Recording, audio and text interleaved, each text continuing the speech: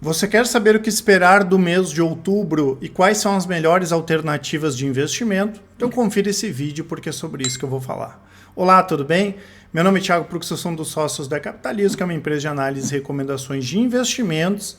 E como é tradicional, mensalmente vamos fazer um vídeo para falar sobre as nossas expectativas e o que passou também aí do mês de setembro. Deixo claro o convite para quem não é inscrito se inscrever no canal e para quem gostar do vídeo dar um like e compartilhar. Eu quero só comentar, né, pessoal, que o que nós vamos falar aqui não quer dizer que tem que ficar trocando as carteiras aí, os investimentos, porque trocou o mês. É mais só para a gente falar em relação às nossas expectativas mesmo. Lembrando que é importante sempre, né, pessoal, o investidor pensar de forma estrutural, né?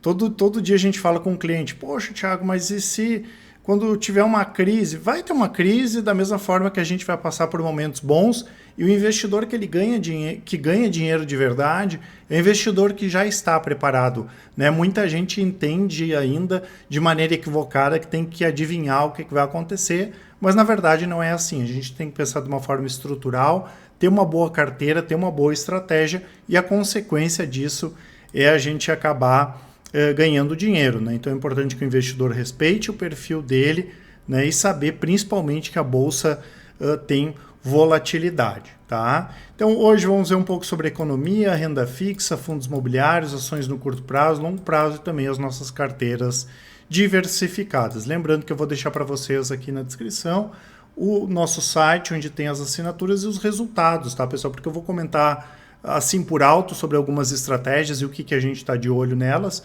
E na descrição aqui vocês vão ter acesso aos resultados das carteiras de longo prazo, que com 10 minutos por mês vocês conseguem acompanhar, e as estratégias de médio e curto prazo, que com 10 minutos por dia vocês conseguem acompanhar. Quero ver como é que é a carteira Thiago Prux. É só clicar lá, vai ter um vídeo explicativo e vai ter o desempenho sempre atualizado, tá, pessoal? Lembro que a Capitalizo hoje tem os melhores resultados do mercado, né? Mesmo com toda essa volatilidade, que a gente tem as operações também todas ali em conta real.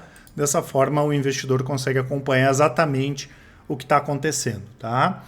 Então, vou deixar para vocês também esse e-book aqui, esse relatório grátis da melhor small cap da Bolsa, e em homenagem ao Dia das Crianças, né, o cupom FUTURO, que dá até 30% de desconto nas assinaturas carteiras e também no Full Trader. Vamos falar um pouco sobre economia, né, pessoal? O cenário bastante turbulento.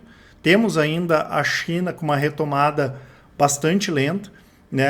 Apesar que a situação lá em termos de juro e inflação está mais acomodada. Aqui no Brasil tem todas essas questões de discussão em relação ao fiscal, né? Mas isso são questões que nos preocupam um pouco menos quando a gente fala de investimentos, especialmente de longo prazo, porque quem é nosso cliente sabe, né, que as nossas carteiras, todas elas são com pensamento global, então a gente tem pouca coisa que depende, por exemplo, de bolsa só, de economia interna. A gente tem muito exportadora, muito ativo recomendado fora do Brasil, mas essa questão do fiscal, ela acaba ganhando as manchetes aí nas últimas semanas, nos últimos meses. Temos que ver como isso aí vai desenrolar, se a gente vai ter mais impostos, enfim. E em relação aos juros, nesse momento a gente entende sim que tem mais espaço para o juro cair, para a Selic ser cortada mais algumas vezes aí pelo Copom, até porque a economia não está crescendo muito e a inflação está acomodada. Nos Estados Unidos, né, a situação é um pouco diferente, né, já que apesar de alguns indicadores mostrarem que a inflação está acomodada, vem alguns outros indicadores mostrando que a economia está um pouco mais aquecida, né? E apesar do Fed ter mantido os juros na última reunião, tem expectativa de, quem sabe, ele aumentar os juros na próxima reunião.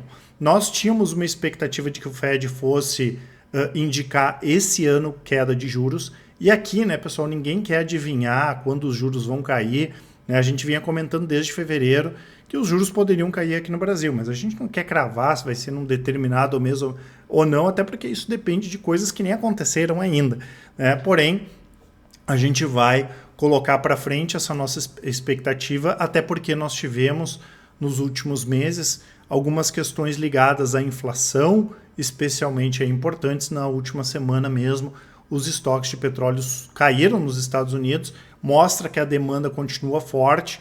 Isso pode trazer um impacto na inflação E aí, claro, o Fed não vai indicar nada sobre corte de juros agora, pelo menos essa acabou sendo a nova expectativa, então a gente entende que até o final do primeiro semestre de 2024 o Fed possa indicar corte de juros, tá? Se ele vai ser no início do ano, no final do ano, não é o que a gente quer adivinhar, mas é um cenário, né, que corrobora aí com toda essa nossa visão da economia começando a andar de lado e da inflação um pouco mais acomodada mesmo, que ainda em níveis históricos, né, se a gente for pegar nos últimos 30, 40 anos lá nos Estados Unidos. Em relação aos principais mercados, né, pessoal, nós tivemos em setembro o Ibovespa subindo, claro que agora já com essa baixa aí de outubro já devolveu tudo, o IDIV subindo, o Small caiu, o SP caiu bem aqui, ele caiu mais até em dólares, né, mas o SP em reais acabou subindo um pouco porque o dólar voltou a subir, e mais essa semana o dólar deu mais uma alta, a gente já vai falar sobre isso, e FIX subiu, Bitcoin subiu, o ouro caiu, e no ano, isso aqui já é considerando hoje, né, a baixa de hoje do mercado, o Ibovespa aqui retrocedeu bem, está subindo 3,36%, né, destaque aqui para o Bitcoin quase 60% de alta esse ano, e o SP em reais também, que está com uma alta de 7,4%. Em relação à nossa avaliação técnica, gráfica, com uma visão mais de curto prazo, nós temos aqui o Ibovespa, ele está mais uma vez ameaçando entrar no canal de baixa, daí a gente pode considerar que o Ibovespa está em tendência de baixa, caso contrário, segue a expectativa do Ibovespa 130 mil pontos, com uma visão mais de curto e médio prazo. O dólar voltou com tudo, né, pessoal, que para as nossas carteiras acaba servindo até como uma proteção, de certa forma até positivo, porque a gente tem muita coisa em dólar, então a alta do dólar acaba sendo positivo. O dólar rompeu com força aqui os R$5, que vira uma zona de suporte, né? Então agora o desafio para baixo é voltar a cair, né, para baixo aqui dos R$5 e para cima vamos ver onde é que o dólar pode bater, porque o ponto importante mesmo é só na casa dos 5,70. Vamos ver se ele firma aqui em algum outro ponto no meio do gráfico, tá? E em relação ao IVVB, que a gente poderia chamar o nosso SP em reais, segue aquela briga, né? Porque o dólar cai, a bolsa sobe lá fora, a bolsa sobe, o dólar cai e assim por diante, né? Então tá a tendência de alta de longo prazo, mas no médio prazo aqui uma lateralidade grande em relação ao IVVB. Então esses foram os destaques, né? Ibovespa, dólar, SP, Ibovespa ainda em tendência de alta de médio prazo, mesmo que no curto prazo lateral e tendendo a ir para baixo, o dólar voltou a subir no curto prazo, o SP tendência de alta de médio e de curto prazos, tá? Em relação às nossas estratégias, né, pessoal, nós temos várias estratégias aí de curto prazo que basicamente é o gráfico aqui que define, depois vocês podem dar uma olhada ali, e a gente segue bem comprado, né? O rastreador está comprado, apesar de algumas ações ter caído essa semana, né? Tem day trade, swing trade, opções, tem a nossa carteira semanal Top Picks, que tem alguns ativos internacionais, então ela acaba sofrendo menos nesse momento, mas aqui nas estratégias de curto prazo, basicamente é o gráfico que vai definir os momentos de compra e os momentos de venda, né? Claro que quando o mercado cai agora, né, as operações de compra a gente diminui um pouco, né, a não ser que tenha alguma coisa muito boa ali no gráfico apontando. Já as estratégias de longo prazo, né, pessoal, também, depois vocês podem dar uma olhada ali na parte de performance, renda fixa, tem as carteiras diversificadas, fundos de ações, fundos imobiliários e também a parte aqui de criptoativos. Quando a gente fala de fundos imobiliários, né, pessoal, o mercado de REITs, que são os nossos primos americanos dos fundos imobiliários, ele segue bastante descontado, tem oportunidades, nós temos algumas recomendações, e o cuidado que a gente sempre pede, né, é especialmente com os fundos de papéis.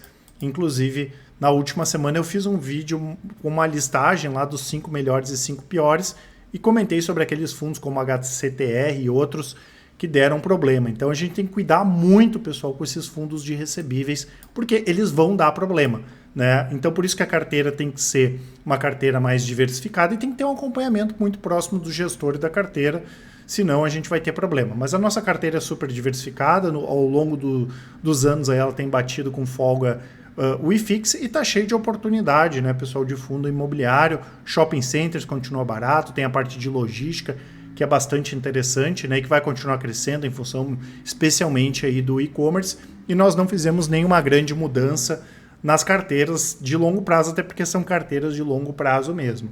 Nas nossas carteiras diversificadas, nós aumentamos a exposição na parte de inflação, iniciando pela carteira de renda fixa. Então a gente tem algumas alternativas bastante interessantes que estão pagando próximo a 1% ainda sem imposto de renda. Tá? Esse tipo de investimento, na nossa avaliação, é bastante interessante. Então, na carteira de renda fixa, que é uma carteira diversificada, a gente já aumentou essa exposição em inflação, coisa que nas nossas carteiras moderada, agressiva e na carteira conservadora também a gente já tinha uma posição em inflação bem interessante. E é um momento bom, né, pessoal? Porque hoje a gente pega taxas gordas, vamos dizer assim, IPCA mais 7, IPCA mais 8, numa boa carteira diversificada, sem imposto de renda, recebendo dividendos, aí, juros todos os meses na conta. E se o juro cai, o título tende a valorizar. E se o juro sobe por causa da inflação, a gente está, vamos dizer assim, um pouco protegido, né, contra essa questão do aumento aí do IPCA. Então está um momento muito interessante ainda para esses títulos atrelados à inflação. Tá? Trazendo alguns destaques aqui também, né, pessoal, do mercado no último mês. Tivemos aqui alguns fortes destaques de baixa, né, Casas Bahia, importante, mudou o código aqui de Via Varejo para Casas Bahia.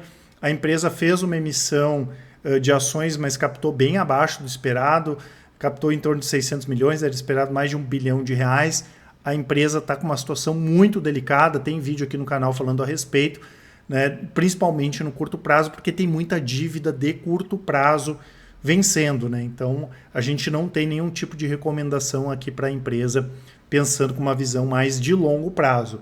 A mesma coisa que o Grupo Pão de Açúcar, né? Tivemos essa cisão do Êxito, mas como nós já comentamos algumas vezes, enquanto o Cassino tiver, né, sendo o controlador lá do Pão de Açúcar, a situação é complicada, até porque o próprio controlador, o Cassino, está com uma situação bastante complicada, vendendo ativos lá na França. Né? Então, ter um controlador numa situação complicada, quando o controlado também está numa situação não tão boa, é bastante complexo. Né? Temos aqui a Sequoia, que também tem uma dívida grande de curto prazo, eles fizeram mais uma emissão de dívida, ao que tudo indica, a situação pelo menos deu uma acalmada agora no curto prazo, mas caiu 25%, pague menos que estava caindo, e depois saiu a notícia que também eles vão fazer uma emissão de ações.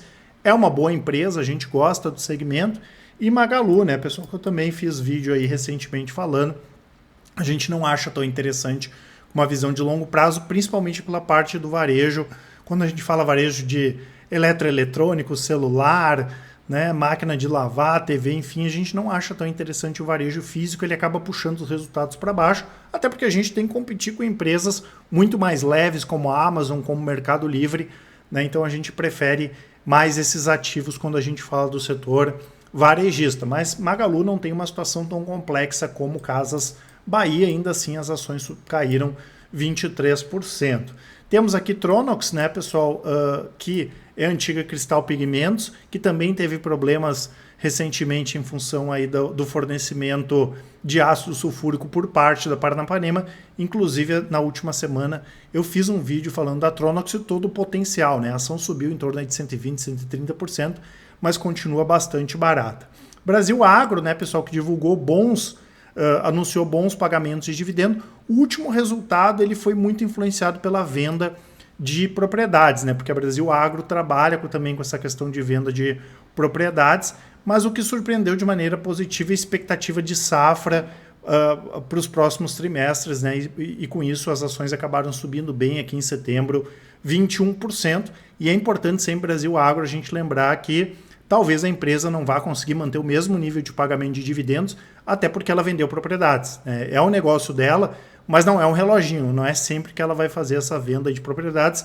E, na verdade, eles estão fazendo um giro bacana aqui de portfólio. Quem sabe tem expectativa até deles comprarem outras propriedades. Tivemos aqui a Fras-le, né, pessoal, que é controlada pela Randon, divulgando resultados operacionais muito fortes. Isso que é a base de comparação do ano passado é elevada, e a gente não pode descartar que Fras-le faça mais aquisições ou no mercado europeu, e principalmente no mercado americano, que é onde a Fras-le tem crescido bastante e tem um potencial grande de continuar crescendo por lá.